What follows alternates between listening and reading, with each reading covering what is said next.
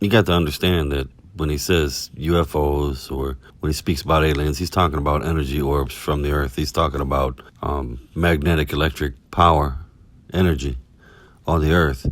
And when he speaks of greys and when he speaks of serpents, these are actual individual groups within our society. And he's talking about their pseudonyms. They're not specifically aliens or extraterrestrials is the way they present them. That's a cover for something else, for another group of people within our society. The serpents are the bankers. If you look at the Rothschilds' symbology, family symbology, they denote themselves as serpents. They've been here a long time. This bloodline has been in control a long time.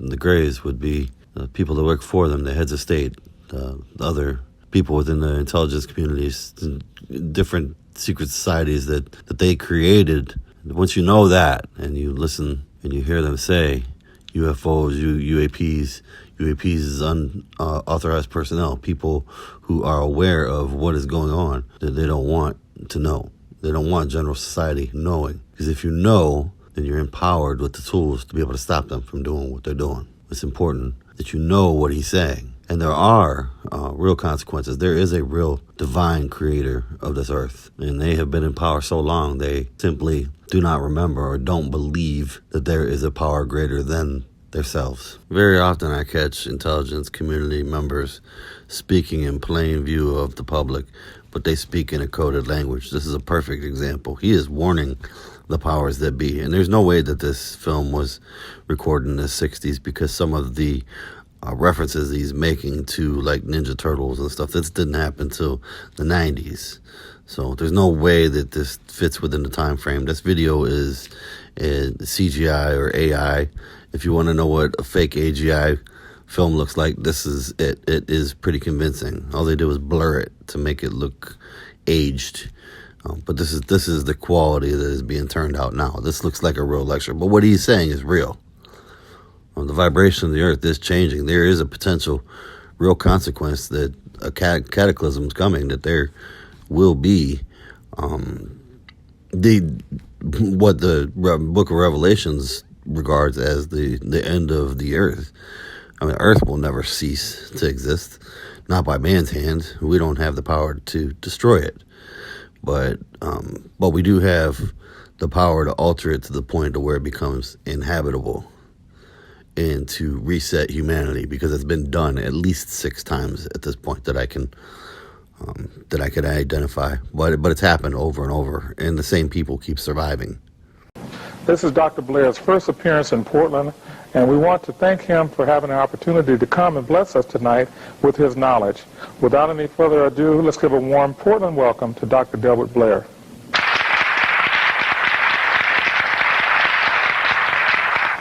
I have studied the science of metaphysics, which is my heart, for 32 years.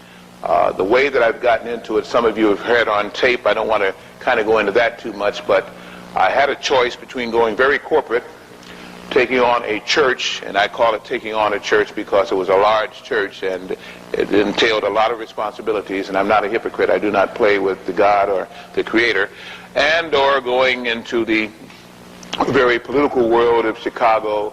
I had opportunity to do that and then go from there. Something changed in my life that really a lot of people don't get the opportunity to have, and I thank the Creator for that. If you hear me use that word Creator, that's my name for the universal prime Creator, the first cause. Everything else becomes religious and secular, and I really not enter that in too much anymore. But there have been so many miracles in my life, I'd have to show gratitude to the Most High, to the Creator, for having been aware of my need and listening to a little soul like me by having miracles happening in my life. One of the things that happened in 59 and 60, and I preface all of what I'm going to go into with this because it will let you understand me a little bit better. I'm a very frank person, a very honest person, and I do not back down. Sometimes I should. I'll try to walk away from a situation if necessary. But I have principles. I don't like to compromise them. Anytime I have compromised them in my life, I've gotten in trouble, and I don't intend to get in trouble for doing the right thing any longer. If I do the wrong thing, that's one thing, but not for doing the right thing. So I take stance. Some people like that, some people don't. I really don't care. I try to tell the truth. Now, with that in mind, I had an incident, 59 and 60, by which I had a big decision as to whether to go very corporate or to get into the field of ufology, UFOs. If there was such a thing, I'd read a number of books. They don't have the bombardment that they now have on TV and the media, whereas it was more or less a kind of a clandestine thing. I was 17 years old at that time, and just completing, I was always smart, if you say, and I was just getting out of undergrad school and about to see where I was going to embark. But one thing stood in my mind.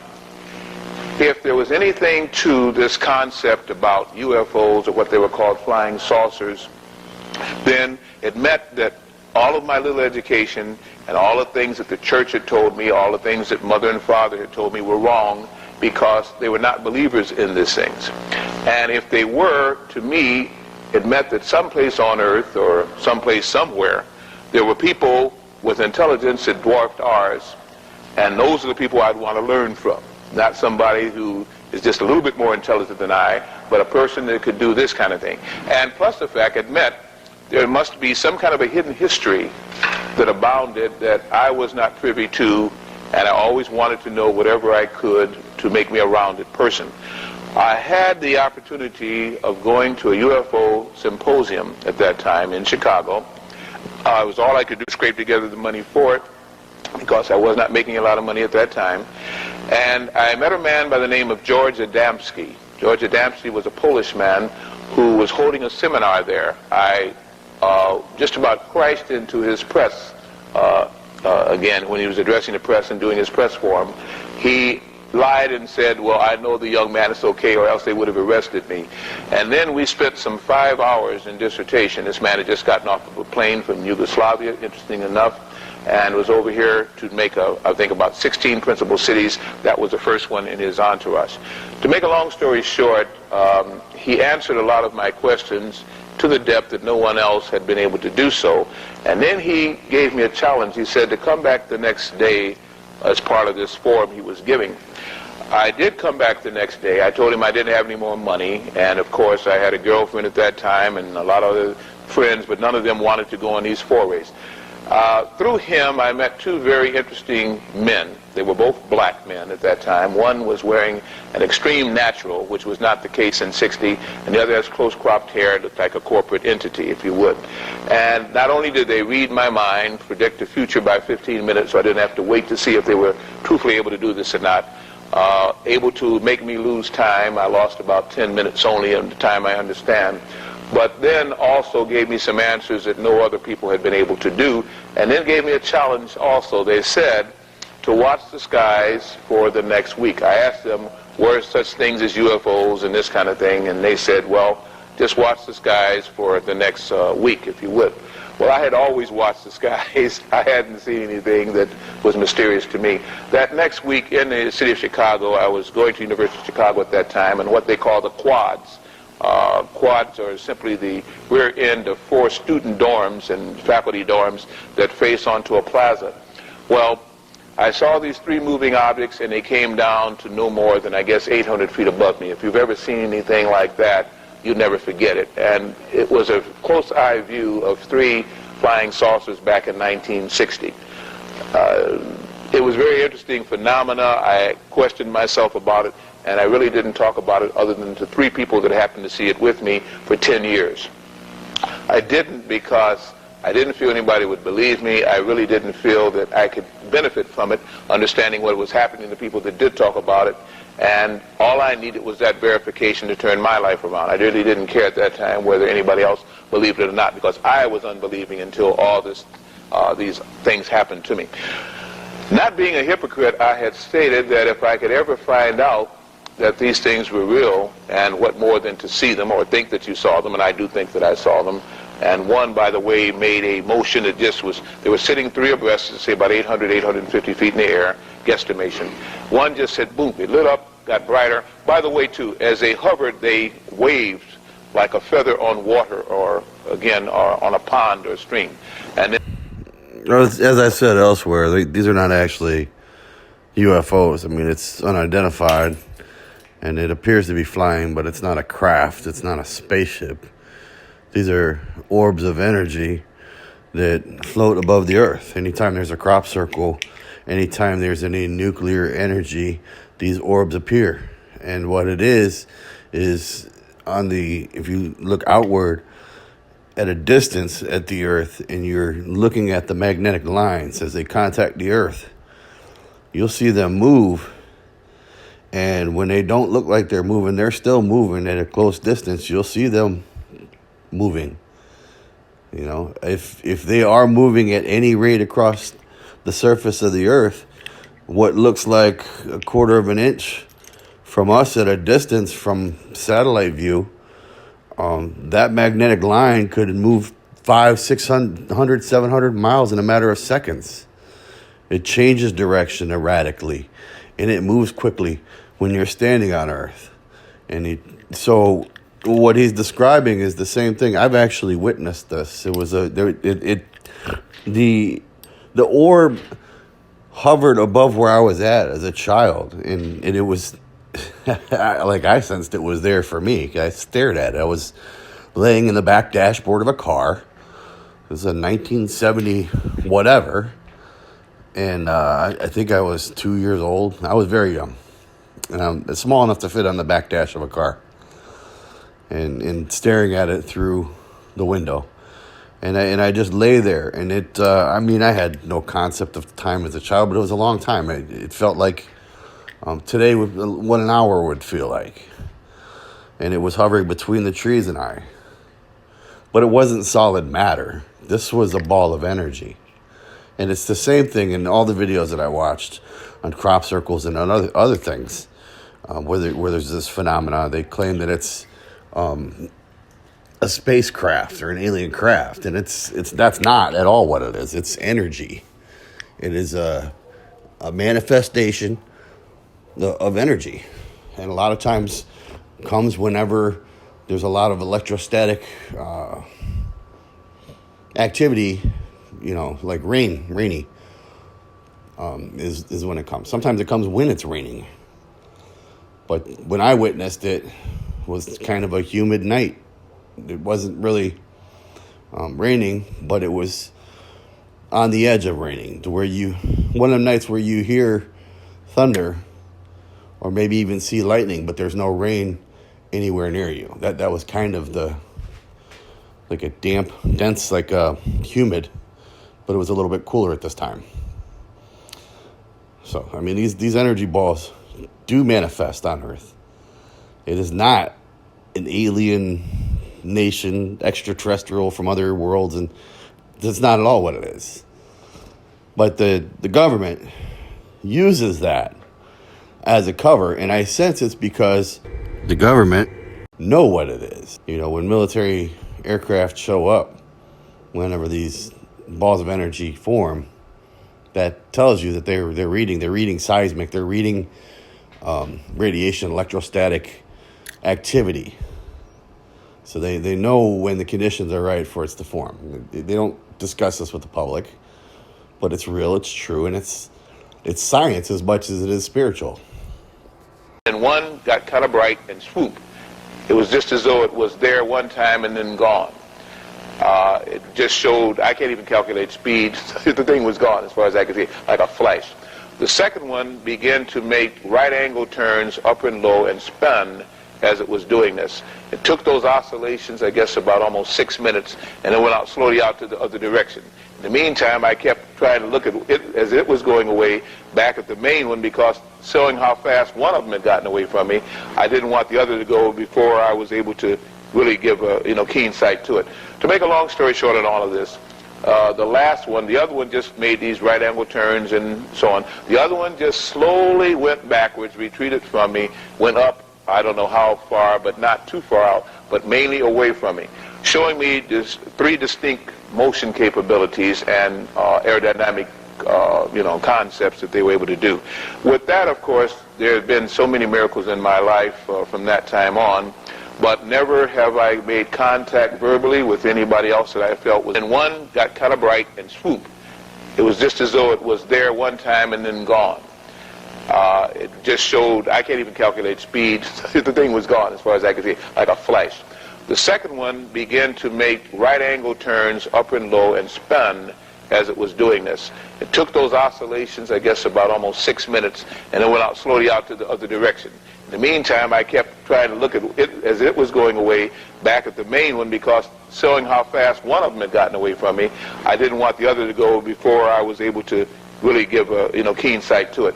To make a long story short on all of this, the last one, the other one just made these right angle turns and so on. The other one just slowly went backwards, retreated from me, went up, I don't know how far, but not too far out, but mainly away from me, showing me just 3 distinct motion capabilities and aerodynamic concepts that they were able to do. With that, of course, there have been so many miracles in my life from that time on, but never have I made contact verbally with anybody else that I felt was either alien or extraterrestrial. And to me, an alien is anything that's intelligent in the cosmos. It could be a grasshopper, it could be a spider, it could be a humanoid form, whatever, as long as it's intelligent. It would definitely be alien to us. To me, extraterrestrial, and as it was explained to me, is an intelligent being that has had a liaison either on this planet or a planet like this one, and therefore can be sympathetic or empathetic to what we're going through. I have not had such a contact knowingly since. If they've been there, they haven't announced it. And all I have done is to see what has happened as a result of that, which increased psychic power with me. Just miraculous things have happened with me, and that's it. I give that as a preface because it will probably help you to better understand what I'm going to say and better understand me. Now, whether or not you are believers is not important. I'm not here to sell UFOs. I give that because it will show you the very strong conviction and the very strong eminence that changed my life around. Now, we are faced at this time with some very interesting challenges, shall we say. We have a financial system that's in a process of being changed with the extreme right-wing Congress, and I'm not going to stay real political, but politics are still the backbone of this nation, and they can't be skirted, because what happens in Congress and what happens with all of those so-called servants and political machinations that surround that happens to you, from taxes on or down. We're finding cutbacks in education. We're finding cutbacks in Medicaid and Medicare. We're finding cutbacks in a lot of programs because there's not enough money for them. We're finding the Social Security system being challenged, or possibly even some say bankrupt. We're finding our banking system, again, backed not entirely by the FDIC as it used to be. We're finding the Federal Reserve making laws that nobody seems to be able to circumvent, and they are controlling our lives, our taxes, everything that we do. Based on all of that now, we're finding that the Cold War supposedly has ceased. The Cold War, of course, was supposedly where we were dumping, meaning we, the United States of America, lots of money into to keep communism from usurping and taking advantage of us and usurping a democratic free form of society, a republic, if you would. We also are finding that those money that used to be spent for that are now free to be spent other ways, but yet the monies aren't there because there's a deficit and we can't balance the budget. Now, I make just one statement to you as a lay person, secular as I would be in the ministry, but as a person who is not a politician. How in the world can we ever balance a budget if the Federal Reserve charges $1 for every dollar that they put into circulation? Just that alone will show you that a balanced budget is stupid and silly and should not even be questioned, because as long as $1 is being charged by an entity outside of the United States government to print the money, then it means that all money printed will have taxes on it, and that is not what a republic is supposed to have happen. But in addition to all of that, we're finding again that there are certain black projects. Now, the black projects is a clandestine, nefarious overview of having Congress not appropriate money to the Defense Department or to armed forces or any other research arm, and yet they are spending literally billions, if not trillions of dollars to research into items that are not authorized by the United States government, Congress, but programs, concepts like time travel, like not the stealth bomber, but Avro cars, or the Avro plant that was blew up 60 or 59 or something like that, killing some 39 people, injuring 19, a joint project between the Canadian government and the United States government to build electromagnetic saucers all the way back there. They have projects now supposedly on the moon, projects on Mars, projects in time travel, And again, if you hear about the Philadelphia experiment, which I think has made movie history by being constantly circulated over 40 years' time, and about the Montauk Project, then you can understand that there are a lot of things going on that are not being corporately funded, not being funded by the government, but still in all are receiving monies. You hear nefarious things about drugs and the people, and especially the inner city youth in about 164 major cities that are drug users, and that the drug thing must be stopped. How can the drug thing be stopped when the government seemingly sanctions it, or cannot find out what everybody on any city blocks knows, where the local pusher is? To put people in jail who consume it and not people who bring it in is ridiculous. If I went on to point out all the things that the United States is guilty of, you'd all end there either crying or hating me for telling the truth. I'll say all you have to do is read certain books, A Higher Form of Killing. Waxman and Paxman came out of England. Read again about the poison needle, Eustace Mullins. Just read about the nefarious things that are being done by this country, not by the citizens. Because I find whether black, white, yellow, or brown, most citizens are not aware of this. And those that do seem to know about it talk about it in hushed terms about why is this happening. It's as though we're led by force or by someone who just is intent on being bad, negative, and no good. Now, if that's trite, then understand that triteness is the basis for goodness. Because when we are children and are not so conformed and brainwashed, we understand right and wrong. We understand basic things we should not do. Then we're told either we can get away with it or we're told it's not bad, and therefore those minds now being sublimated now follow on this new type of teaching authority. Used to be moral authority rested in the church, and non-secular authority rested in the institutions of higher learning. I often wonder what institutions of higher learning are now teaching, because to me they're professing things now that only seem to get us in trouble. The true research scientists that comes up with cures for cancers, comes up with cures for AIDS, or proffers those. Their laboratories are bombed. Their papers are, sometimes they're in prison, again, like in the case of Wilhelm Reich. It just goes on and on. So I'm saying this. In case you wonder why some of the things that I'm going to get into tonight may be happening or may happen, look no further than your own mirror. Either you've allowed this to happen because you think it's funny, or because of naivety, or you know others that you should correct and you're afraid to approach them because they might hurt you, or you have no soul yourself about what is right and wrong. Everybody that allows things to go on that should not go on, for either fear of safety of self, or for naivety, or for money profit, therefore has to pay when the chips come down. We've done a lot of wrong here. This country is far from being not guilty of a number of terrible, what can I say, just terrible things. We'll leave it like that. At the same time, there are far worse countries and far worse regimes that run those countries. But now, with what is called the New World Order, these things are being amalgamated. The good now becomes the bad, and the bad becomes the not so bad. Things can now be allowed as long as this one rule can come under the guidance now of the government forms that will let one world exist, one means of distribution, manufacture, one means of production, and one world card. Because the end result of the New World Order is to have one world card, no money systems, all monetary systems obfuscated. We are finding now that there are old plagues that are now coming around to become new scourges. They talk about Lambia Guardia, or Guardia Lambia. They talk about Ebola. They're talking about, again, and I have a quote from this paper here, if I can find it. I think they call it the Bedigay or Degay, a new disease coming out of Mexico, out of the Mato Grosso, where they're cutting down the trees. They have viruses of all sorts, and of course the AIDS pandemic not only threatens blacks, but it threatens not only homosexuals, but it threatens heterosexual people from all walks of life. We have as though the planet was actually turning on us.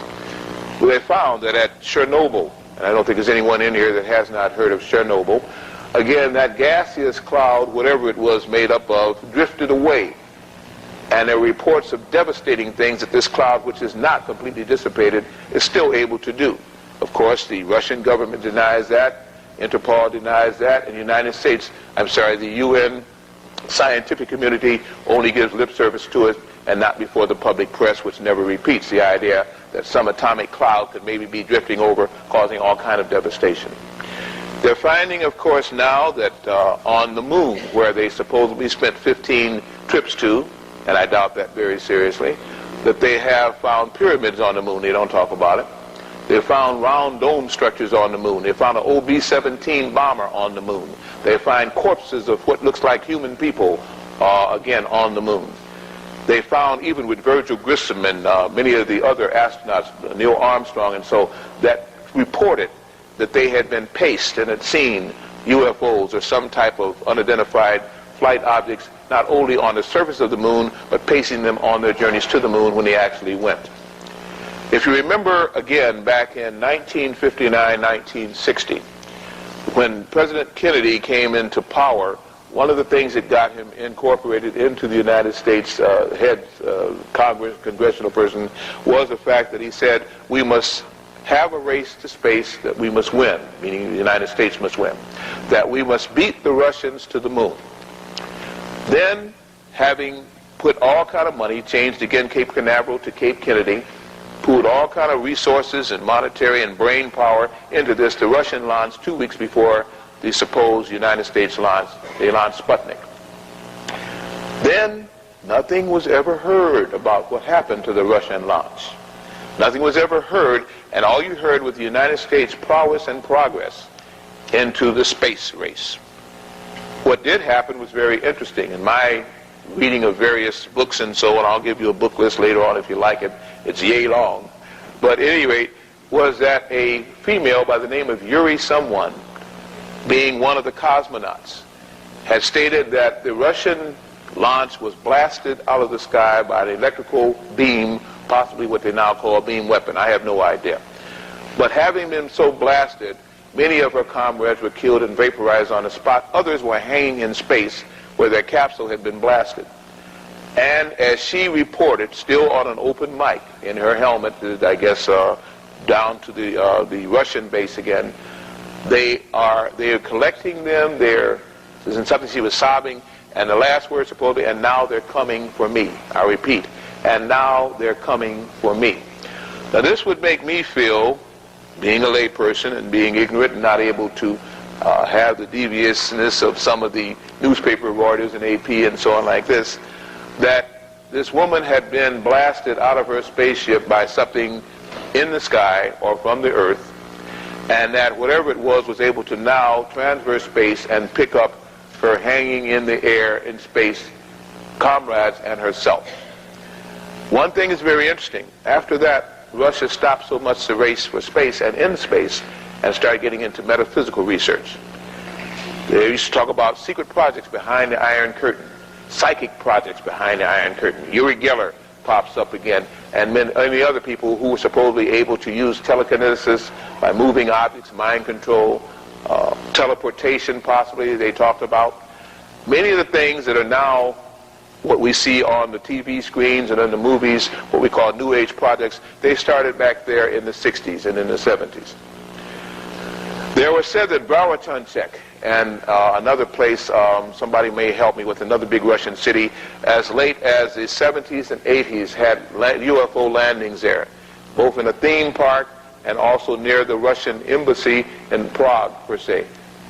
There supposedly have been a lot of so-called alien contact with the United States. Rumors had been that Eisenhower, rumors had been that Truman had all had UFO contacts, and also personnel that supposedly had driven these ships. Landing supposedly at Edwards Air Force Base, at Lackland Air Force Base, a couple of the other ones again out in California here. All kind of rumors about new, as they say, personnel carriers that hovered in the air, and the land hover, the air vehicle that now is able to go over water and land was then introduced. Of course, nothing about the stealth at that time. It has been said that many people have been abducted on Earth.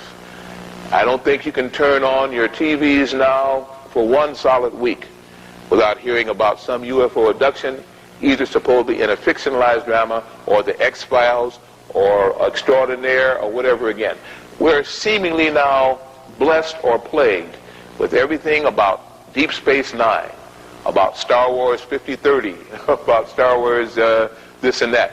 Everything now is about space, about aliens, about new inventions, about dimensional frequencies, about life on other worlds and in our solar system. Why? To me, it's because we're being prepared for something. I don't think that all those billions of dollars on network TV are sent up there for nothing. Something they're preparing for, whether it be actually extraterrestrial or alien or government controlled, something is happening. If you've noticed again, over the last 10 years, at Christmas the best sales now are for reptoids and dinoids. Toys, Mutant Ninja Turtle movies come out, and at one time kids couldn't even stand reptiles in the main. Now they're loving reptiles.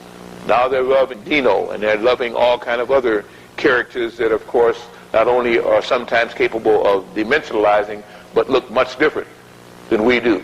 Interesting enough, we have problems here with the races with just 4 or 5 different colors, and yet now kids are accepting green, scaly monsters and fish people and amphibians. It's true. In the churches we go here tomorrow on Sundays and Saturdays again, and we say how we love each other, and we can't get along for 5 days during the week. But yet we can see and sympathize and empathize with E.T., the extraterrestrial, when he got hurt, and then we can go out and lynch somebody else, or we can go out and give poison to somebody else, or we can look the other way when somebody else is falsely accused of a crime. We have a very interesting civilization here. And with this new world order, this civilization is going to get tighter and more chummier. And some of the people that we're beginning to be chummy with, I don't particularly think are the chums we should be running with. That's a personal opinion. As adults, you can make your own. But I will say this. Many of these research scientists know exactly where some of these Ebola are coming from. They know where the Lambia Guardia is increasing from. They know through the World Health Organization how they gave in Zaire shots of smallpox vaccines, which already were outlawed through the same august organization on the international market. They understand the hepatitis B vaccine that was contaminated again with AIDS, so they gave it to Greenwich Village on 2 occasions, 78, 79, 72, 73, to homosexuals. They understand that right out here in San Francisco, the Coast Guard frigate that made 8 passes back and forth, spraying bacteriologicals into the air so that they floated over San Francisco. San Francisco does have a large homosexual population that has no reason to then to try and ostracize or hurt homosexuals, because there are other people living there too. So if they only hated homosexuals for some reason, then what about the heterosexual population?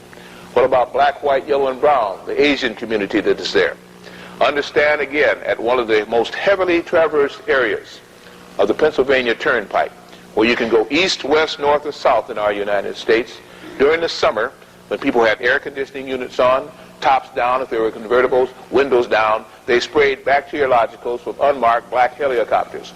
They did it in 78, 79, they did it in 83, 84, and who knows how many other times that I have not been able to document through extensive research. We heard that the American Legion, legionnaires, were meeting in a hotel in Philadelphia. And all of a sudden, through the ductwork again, either induced by some accident or otherwise, Legionnaire's disease popped up.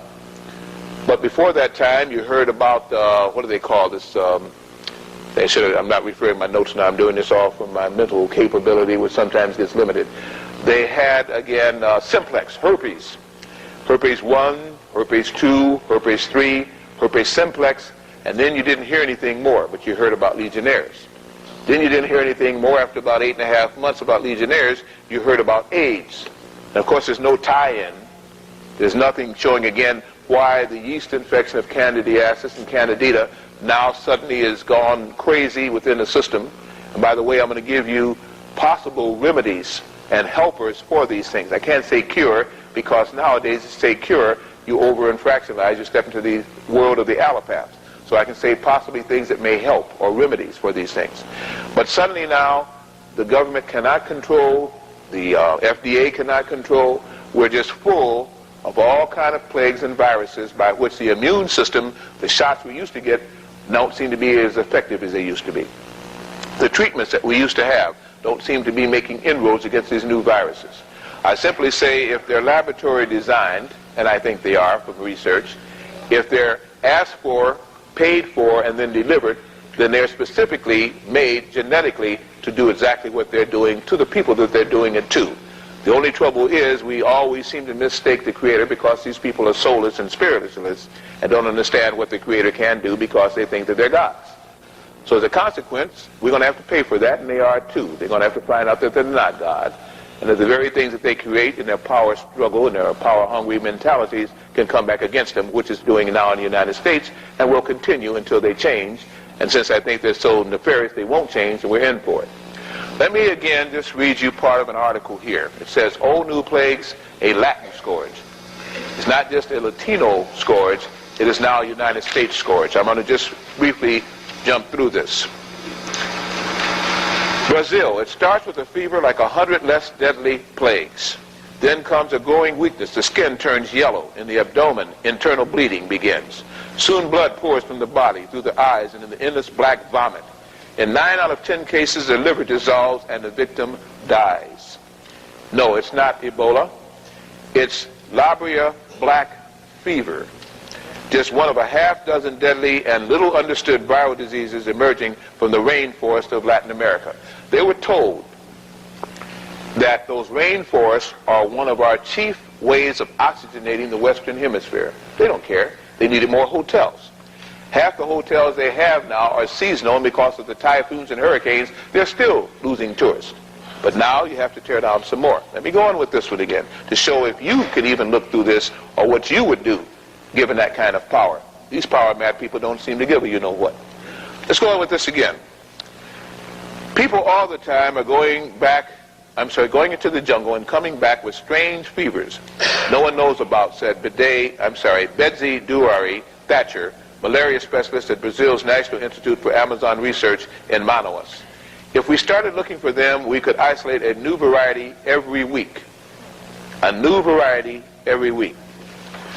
Viruses are the unknown frontier. I go on again.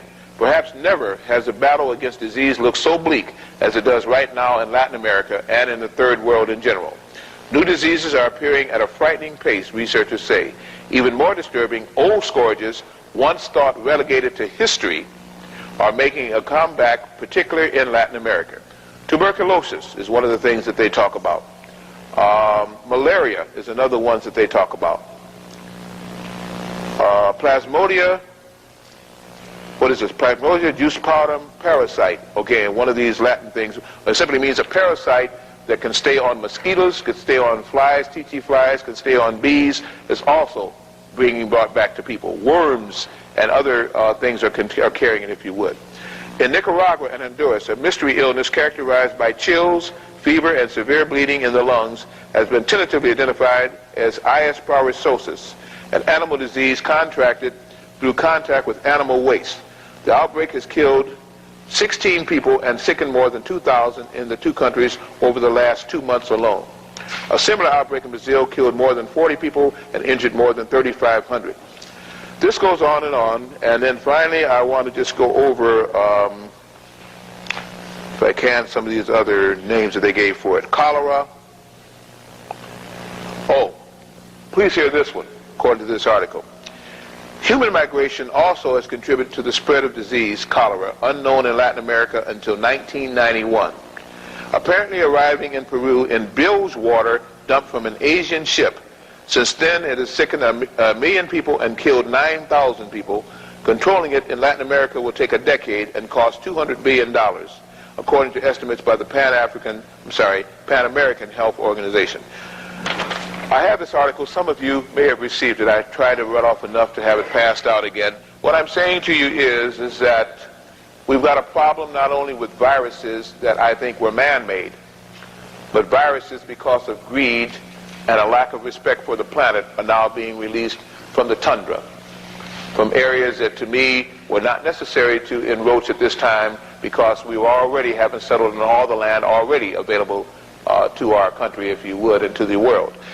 Drive sometime from an urban city, such as Portland. Take a rural highway. You have miles and miles and miles of areas that could be developed. Some of them have trees, some of them don't have trees. In the areas of the earth, we seem to cluster together in small patches and let the rest of the land go by, even though it is livable and tillable. We seem to like to see suffering. I don't know whether it makes us feel better because we're not the ones suffering, to see others suffering, or just what. But we can always find a way to look down upon somebody else and say, well, gee, it's not happening to me, so I don't have to take any action on it. Then when it does happen to me or someone close, then wonder why everybody else doesn't get excited or get upset about it or help. If you help one, you're supposed to help them all. If you can't help any, then don't cry when it does happen to the few or to the one. There is a group here that seemingly is very interested in what is called the serious mystery, that is very interested in what is called the people called the Dogons, or the Dogon people, as I like to call them, in Africa, down in Maui and so. There is a people who seemingly are very interested in what happens with the Tuaregs, what happens with the Shillooks, also people in the Congo and in the deserts of Africa who have a very interesting pastime. Their way of life is predicated upon what seems to happen to the dogs. In fact, the phrase, we're going or I'm going to the dogs, comes from the Dogon people. Okay? For some time, even before Lewin Wack and Ivan Van Clark and other people on the British Astronomer Royal Society viewed with their telescopes what happened in our solar system and viewed what happened outside of our solar system and began to report about what happened in Procyon and what happens in Alpha Centauri, and what happened again in the dog stars, if you would, Canis Major and Canis Minor. These people could tell those astronomers more about what happened in Canis Major and on Canis Minor than these astronomers could. It wasn't until around 1860 that they even discovered the Dagon system here. But before that time, these people had pottery, had parchments or tablets that they carved on and rocked on and write on, had things that they circulated and tattoos upon their skins, talking about Canis Major and Canis Minor, the dog stars. That protection and help could come from Sirius. And also, as we begin to follow that back through time, back to the 20th dynasty, the 19th dynasty, and the 18th dynasty heyday in Egypt, we find that they had or shared the same common beliefs. Amongst the Egyptians, whether we think that they were prolific in mental power or just in fecundity, these people reached a height that has not been duplicated if we believe that the pyramids were built during those 1600 years' time before the 18th dynasty and when Egypt came into prominence. We find there that all that they knew about astronomy, which was very much, they still held two constellations very serious. They held Orion in the Pleiades and Sirius where? In Canis Major, Canis Minor. They stated that those two amongst all must be watched because they believed that the gods came from there. They believed that extraterrestrial or alien life forms, extremely intelligent, seemed to have a lot to do with what happened on this planet and had done so for years. Before I go a little bit into the 18th dynasty, if that does not hold your interest, then Professor Zachariah Sitchin's book and novels talking about Sumeria and the tablets that were found there also talk about the Anunnaki and the same things that took place there, as though there was a lot of interfacing and intercoursing of both goods as well as genetically with people on Earth and people from space. One thing that the Sumerians said, the Akkadians said, the Egyptians, especially in the 18th and 19th dynasty, said was this: those constellations bore watchfulness, should never be far from your mind because of the impact of what they had done and could do pretty much any time that they chose. And to understand their cycles of politics in the cosmos probably might behest man very much. It might be one of the best things that mankind could do. They stated that, and I paraphrase, that Orion in the Pleiades was referred to as Sahil, the foolish, the hunter, always looking for the souls of man and the sublimation of mind's man to turn him away from goodness. They stated that Sirius, Canis Major, was where the dogs, the protectors, were that had a deep interest in what happened on Earth and were always trying to help man if man could begin to turn back from the path he had chosen back to where he had seemingly started from. Now, I don't know if any of that is true. I'm not sure whether any of you even are interested in it, but I will say it interests me. And I will say, when I see how much time in Sumner, in Mesopotamia 1, in Akkad, in Egypt, in Nubia, people spent watching the vibrations and emanations and electromagnetics from those planets, then I say something is very interesting about it. We find that during the 18th dynasty, whatever manifested there put an imprint on the genetic structure and the DNA of most of us here. Why do I say that? Roughly about 15 years ago, a entourage came out of Egypt and went through the United States and Canada. It was called King Tut's entourage. It dealt with Akhenaten, his father, and the golden funerary mask, and all of the regals that were found with that society at that time. And yet, think about this, and yet, millions of people in principal cities throughout the United States came out to view this procession, this entourage. It didn't even have any real sarcophagi. It had only face masks, if you would. Whether they had the real gold with it, who knows? But people by the millions lined up in the snow, in the rain, in the heat, to go to the museums in the various cities in the United States to view this entourage, to see just the face mask of King Tutankhamun. Ask you, why? These were not all black people that came out. These were not all white people that came out. These were not all yellow people that came out. Nor were the brown people that came out. People came out. And they didn't even know why. Something in their DNA or RNA structure, something locked in their so-called subconscious vibrated. And they said, this is some procession that must be kin to me, and I want to see it. I just want to be there. I'll tell you why many of the earth people wanted to be there. Because it was the last time on our earth, in even recent history, that the people who had the bloodline of the gods were able to reign upon earth. The people who had psychic power and the ability to work with the animal kingdom, to work with all the various species and kingdoms on earth and honored them. The people who were able to look forward to everlasting life because they knew that the soul could not die and that the soul was threatened again by a soulless wanderer who had come into our system and even called more and more upon their own venerated gods to help them by keeping them in touch with the universal prime creator, for they believed in Aton, or the one God, along with the plurality of gods.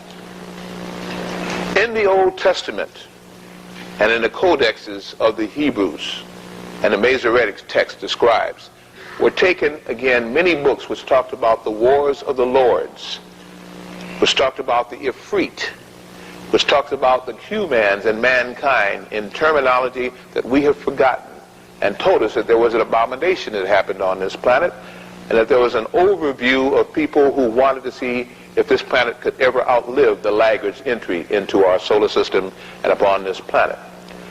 And euphemized in the 18th dynasty, under Queen Tai, Queen Mu, again Akhenaten, Nefertiti, and of course Tutankhamun, the boy king, was the last time when these long heads, and this is why many of the Egyptologists and studiers of petroglyph and hieroglyphic writing and these so-called researchers state again that they were stylized drawings from a time when Egypt fell. They were not stylized drawings. That's the way these people's heads were. They had long heads, much like the ancient Assyrians had long heads, and the Syrians had long heads. They showed that there was a genetic structure here incorporated in a DNA RNA factor that was not normally in the genes of Earth people. And it gave them great power for psychic and telepathic prowess. King Akhenaten, sometimes called by the Greek Akhenamen per se, and Minneapolis, or something like Amenhotep, was a general who, when he went out on his battles and so, got tired of the fighting. And when in Taxila, talked with the Frayotes there. Taxila is now Singapore. It was part of Asia. And was introduced to the Eightfold Path of Buddhism, and introduced to Krishna and Buddha. Both of those terms mean the black, or the black ones. Buddha means hail the black. Krishna is the purple-black god of these people. They were told that there had been abominations here, and that Egypt was going to be one of the chief centers for revitalizing this learning process once more, and for seeing if the magical herbs, if the magical incantations, if the knowledge of the underworld and Amenta could now be once more brought back to a people possibly ready for the last time before the wanderers return, what they call the 13th planet, which Christians now call Wormwood, the return of the Dracons. And if there could be a time when the people here could reach enough understanding to stop this scourge from happening again and to continue on the path of righteousness, even with all the many humanoid forms that were now extant upon that earth. Well, seemingly, absolute power corrupts absolutely, as they taught me in philosophy. Because the more power you give to some fools, the more power they want. They're never satisfied with power because they are corrupt in their souls, or are soulless. As a consequence, these priests that were there couldn't take the turn of events that Akhenaten brought forth. Akhenaten changed his name to He Who Worships the Most High Atan, or Ankh-Naten. Ankh being now a scepter, meaning heralding or relegating, and Atan being the Most High. He stated that he would change his name to Ankh-Atan. And then, with all the many wives he had, and by the way, his many wives had given birth also to long-headed babies, which means that that was in his genes for his fulfillment. He had been either placed or planted here, or for some reason he had been changed so he would proliferate this new kind of being. And then he found Nefertiti, supposed to be now one of the most beautiful women that ever lived upon the earth, outside of Balikas and Makeda. And again, in finding Nefertiti, he chose her over all of his other wives. Two things she had: a very verdant zest for life and an extremely long head, which is looked upon as one of the marks of beauty, which many of the African people have tried to emulate since that time. Through her, he had supposedly sons. And I won't take it further than that when I say supposedly, because that is something for a black history lesson, and it begins to speak in terms that I don't think I should share with you, but I will say this, which I do think I should share with you. The long-headed babies, either of that union or other unions, and the fact that Nefertiti had a long head and was all very psychic, all of these people were, including Queen Tai, his mother, was the last, as I say, part of the DNA, RNA factor within a people on earth that were set to rule. The right and passage of kings to rule was based again on the ability to control kingdoms. But we didn't understand that that kingdom was not just the kingdom of earth, but the other species kingdom and interdenominational kingdoms. That's what meant for the rite of passage for man to come into his higher self. You didn't elect leaders, they were born. You didn't elect rulers, they were born to rule, and they showed it through phrenology, cranial concepts, and a DNA factor. If they couldn't be telepathic, if they couldn't control animals, if they couldn't understand the people, they were not fit to rule. And once you found a bloodline like that, they tried to keep that bloodline going. This is why, as we got into the Serbian and later on European rite of kings, where they tried to even use incest to keep a bloodline intact, it was brought on by the Nubian Egyptian dynasties, which showed them that there was something there to protect, and something there that met the right of rulership through spiritual qualities, not just political domination. Once Akhenaten had reached his height, he retreated from the warring world and from the so-called social world and did lots of meditations and began to call upon the gods, as it was said. So much so that Nefertiti began to fear for his life, because understanding the power-mad priest at that time, realized that if he was not a strong ruler and could not maintain an army, that they probably would usurp his power and probably just finally overthrow him. Well, she spoke better than she thought, because in her zeal and fear, she conspired with the priest of Ammon, and he was poisoned, roughly around 39 years old at his death. However, they had the son, the boy king, Tutankhamun, and he died between 18 and 19, also poisoned. And one of the curses of that dynasty is that we don't even understand the real names of those people in that dynasty. If Amenphis had changed his name to Ankh-Akhenaten because he venerated the one high supreme being in the cosmos, the creator of everything, and realized that there might have been lesser servants, which we now would call gods, nothing but scientists, on other worlds, and respected them, but did not respect him with the same, shall we say, humbleness that he did the Almighty. And he took the time to change his name to Ankh-Akhenaten. Why would he leave his name of his only son, or the son that he most respected, to be called Tutankhamun, after the priest of Ammon? In the unity of early Egypt, Amun-Ra, Ra, the Most High Sun God, and Amun from the Nubian dynasty, and there was a great battle that was fought between I can't think of the guy's name now, Memphis or so on and so forth, and somebody else that represented Nubia. Why would he then have his son be called Tutak, what? Amun. He went against the priest of Amun. He changed his name from Amun. Why would his son be called Tutankhamun? His son would have been called what? Tutak-Aten. Tutankh-Aten. Because it venerated the Most High and the one God, the same as his father had changed his name, as many of the brothers and sisters are now understanding to change their names for the vibrations of same, and it showed again that they were making a step forward in this immortal life. Why did I spend all that time with that? Because it is from the Egyptian technology, the Egyptian religion, and the Egyptian understanding that our whole system of government has now come forth.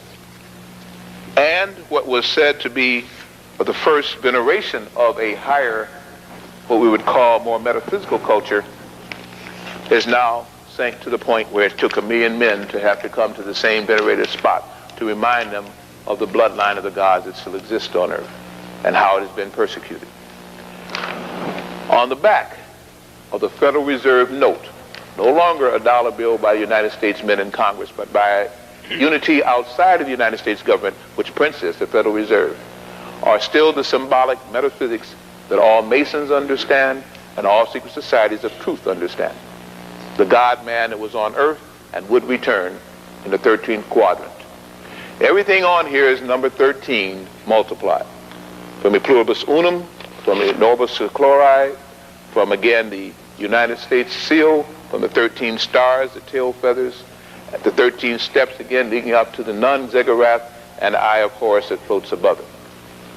All of these things simply show that it stated when the culture that was here with the eagle, which is a predator, begins to fully understand the culture that was then, which was in Egypt, or Aton, or Fez, that this money would be worthless. Because the consciousness would have changed and the monetary system therefore must fall and a new world order, Novus Ordo Seclorum, would come into being. This is nothing new. This has been relegated in 1776. It was relegated by the Constitutional Fathers, Benjamin Franklin, who was a Mason, and all the rest of them. And they have fought against the time when people would understand the serpents among us and fight against the serpent people and its kind to restore again the natural man to earth and to our solar system. This fight has never ended. From the garden where the serpent was relegated to one who made Eve eat an apple, misunderstanding that this was 3 races separated from the underworld, the overworld, and the place in between, the surface of earth, relegated to fairy tales that children only believe, and now many Christians do. I am not denouncing Christianity. I am a minister of the Christian faith. I'm saying it's time for foolishness to go and for adulthood to come.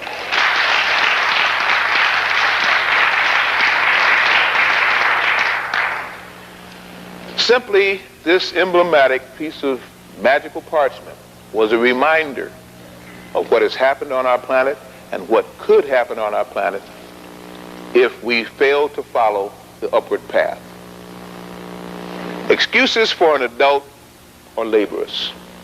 An adult is supposed to know right from wrong, or the adult should remain a child. Wisdom does not seemingly come with age, for we have found again that some adults here have forgotten what they knew innately as children, those born of woman. We're finding here now that we can find billions of dollars to spend on how to destroy certain DNA molecules, certain DNA fibers, split again all of the fibers and strands of DNA, and hate people just because the people are supposedly too simplistic.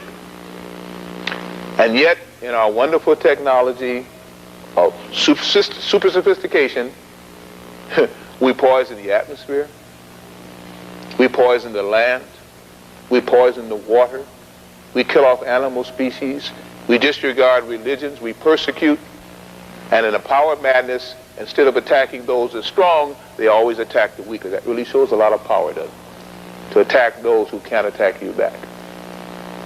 But understand, if there is a creator, and we are only borrowing the classroom of earth for a certain time, hoping to graduate or fail, then we're playing very, very, very funny with the dean of students, who may report us to the president of the college, who may report us to the board, who may see that we get expelled or shunted away from this planet.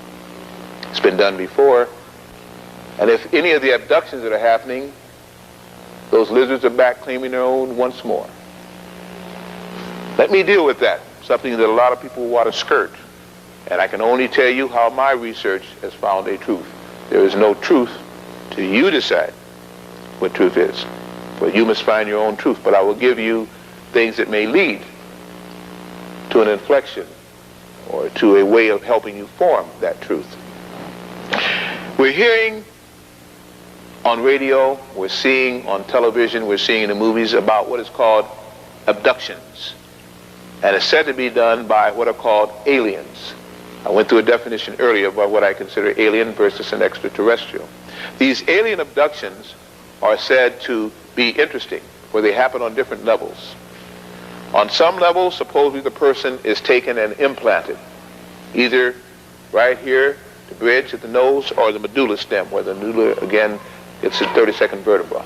And there, supposedly, is implants. Things that if they remove the person dies, they can't remove them. There have been many reports of cadavers, again, when the surgeons have to go in there for autopsy, where they've seen these things implanted in there. And at the time they were finding them in the 50s and 60s, that technology and micro-miniaturization did not exist knowingly within the United States august allopathic society. They're finding people who are implanted and seemingly are told or instructed on the subconscious level, right brain, to do certain things, and then they forget what it is that they're supposed to do, but yet they feel under hypnosis that at a certain time this will resurface. And under deep regression, hypnotic drugs and very excellent facilitators, they can't crack through on some of these people, and when they have, they've died. A few have been able to remember just parts of their kidnapping, or they like to call it abduction, and what was done to them, and they shake in fear, and they hear about little grays, which are really called the Bafath people. The Bafath are from Betelgeuse. They've been around for a long time. They hear about the hook-nosed grays that came around in the 16th century from Upper Bulgaria and out of the Caucasoid Mountains and the Carpathian Seas, and so the Carpathian Mountains. They hear again about the dracons, or the reptiles or serpent people that seem to be in the shadows behind them. Even in the book by Whitney Scriber, even in some of the movies that you see, they're always showing you this reptilian form in the back, and even then they don't define what this reptilian form is. Why are they still hiding from you even when truth is being released? Because maybe a snake is a snake, and any reptile by any other name is still a snake. They still hiss, and they still hate humanoids. I have no fear of them, because the Father that I serve saw through their backward creation, and they will suffer much more than I will ever suffer. But the point is, again, they even have a time now to make a change. And even they are still using other people to carry out their vindictive vendetta.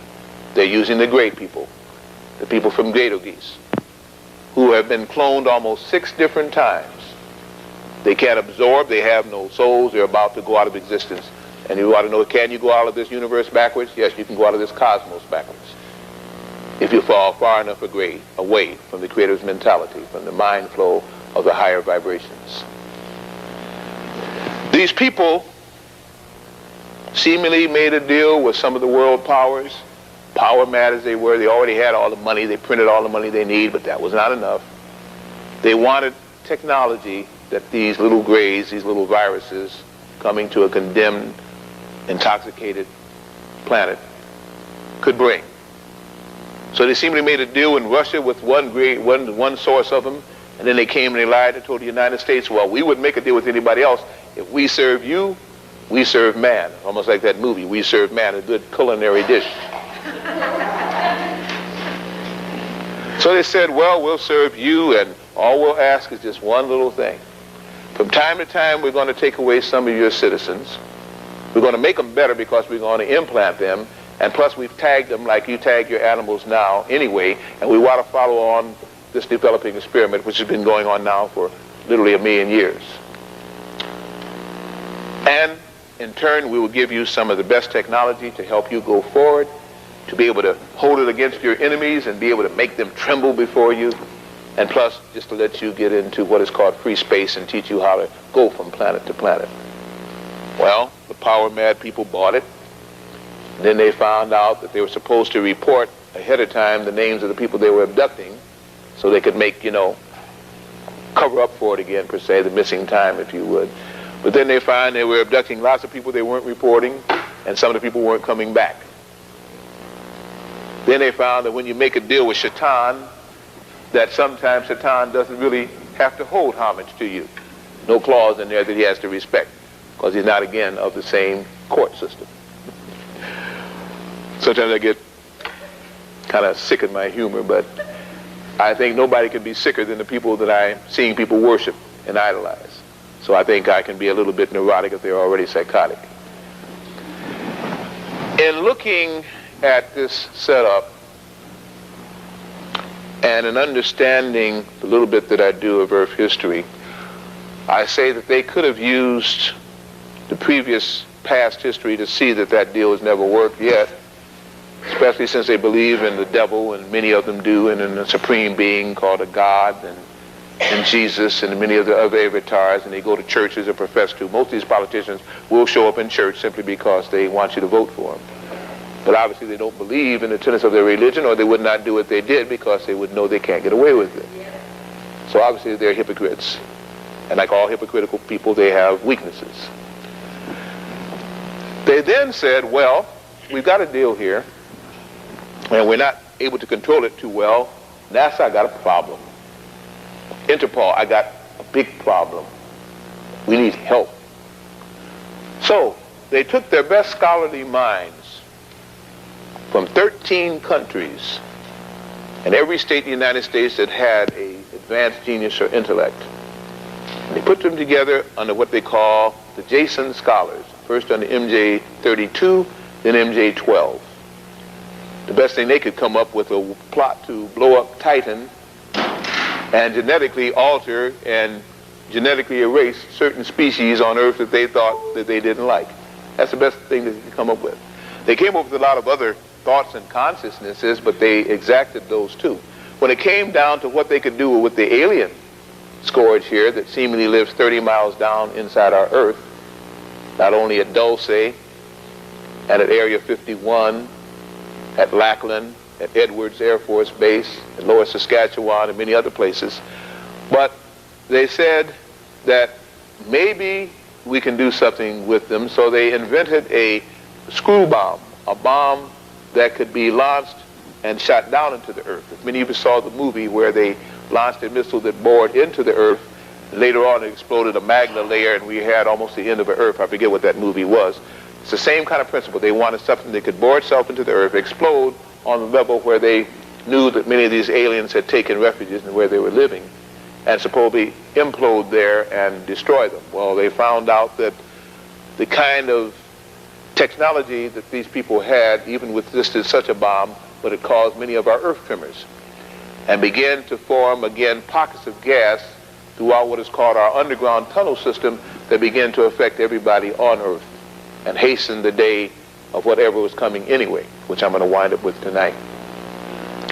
They found that when at Dulce, New Mexico, in a lab that goes 13 stories underground, this was at least 8 years ago, I don't know how far it goes now, where aliens and United States technicians and world technicians were working together on very horrendous projects, and some not so horrendous, but far from the technology that we now manifest through our various divisions of industrial might, if you would, you know, the North American and Northern Telecom and AT&T and things like this. These projects were far past all of that. They got tired of it one time, did these, what was left of human feeling beings, and they formed with their Delta Force, supposedly a kill group that was going to take out these aliens in 6 minutes. In 32 seconds, they were all dead, not the aliens. For they found out that they used mental blocking telepathy, and the men turned the guns on themselves. They turned whatever weapon they had on themselves. And not only that, but they could get in to make the blood boil within the person till they almost exploded, almost like you see in scanners. You see, the movies are telling us the truth. The screenwriters are definitely relaying from books the things that should be shown, but we're not believing what they say, even though we believe the movie. I don't think we fully yet, as a race of people of varying degrees on this planet, what time it is. I think we think it's still the 17th or 18th century. I think that we think that there is no police force that is universal, and I think that we actually have believed the press clippings that we are the gods, that we can destroy a planet or do anything we want to and nothing's going to happen to us because we are the gods. Well, some people can get just that way out.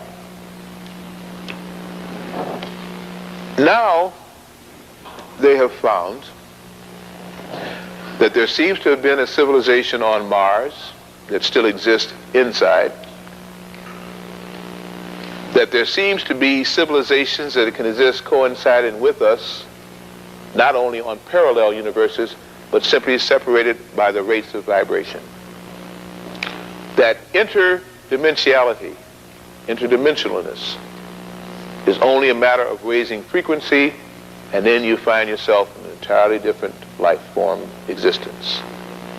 That we're delicately balanced by the Almighty Creator, believe in Him or her or not, and that if you begin without permission to interfere with that delicate balance, you pay the piper.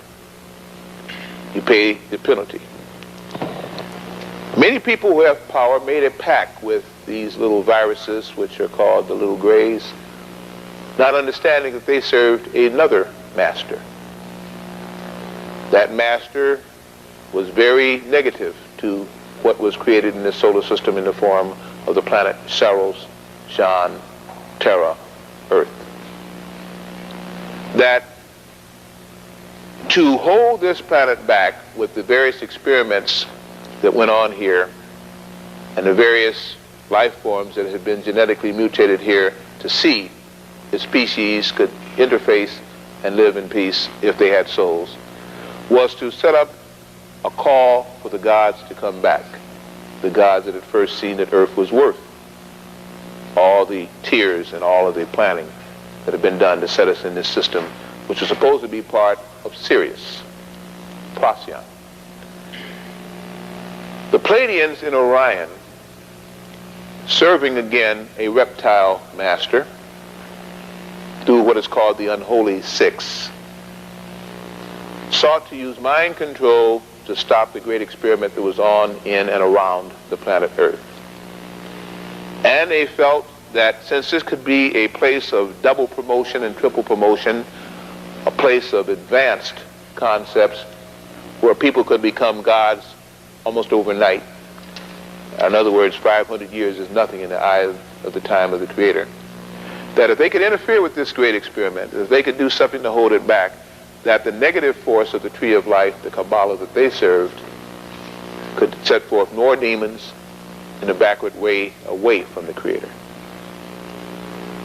And so they set, first of all, with the power mad, with those who were not content with being in balance with self, to see if they could deviate them, to have them follow them.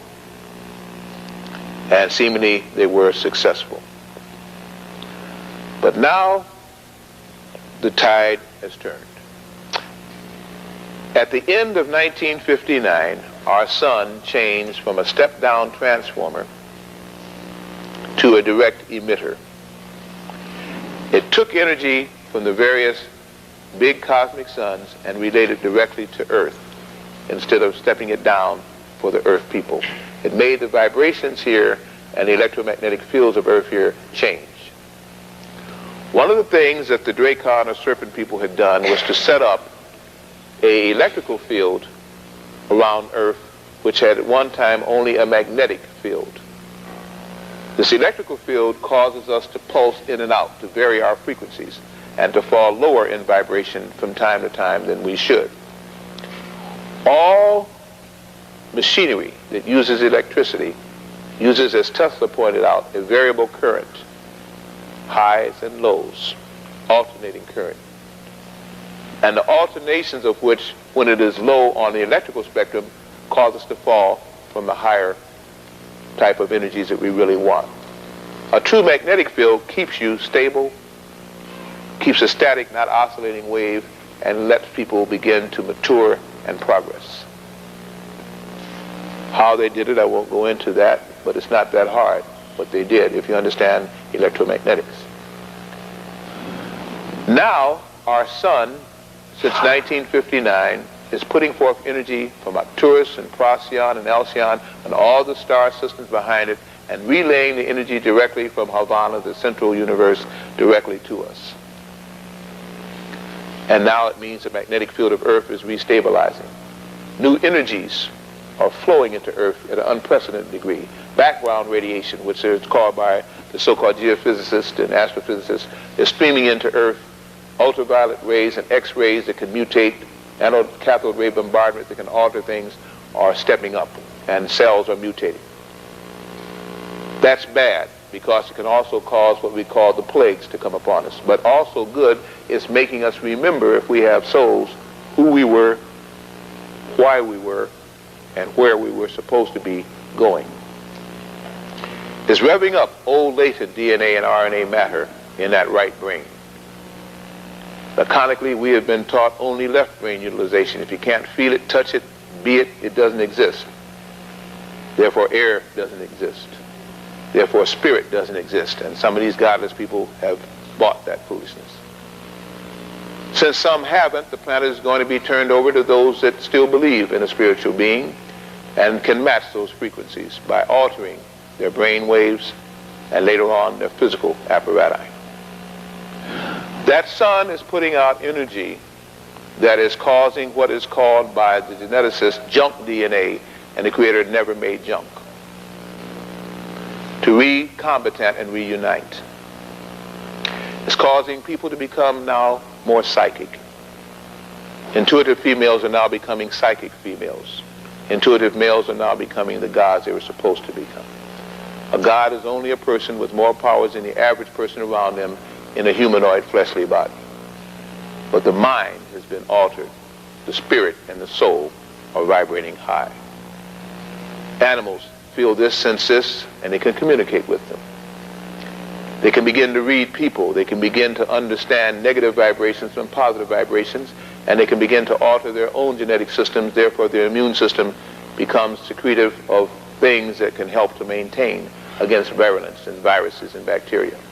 Inventions are then made during this time to sustain people even against the plague of AIDS and candidiasis and so. The molecular structure of the air changes again from ozone, which shows that there's always something wrong and imbalance there, to pure oxygen, which kills off any anaerobic bacteria, which all of these viruses fall under the heading of. They're anaerobic. It's just that simple.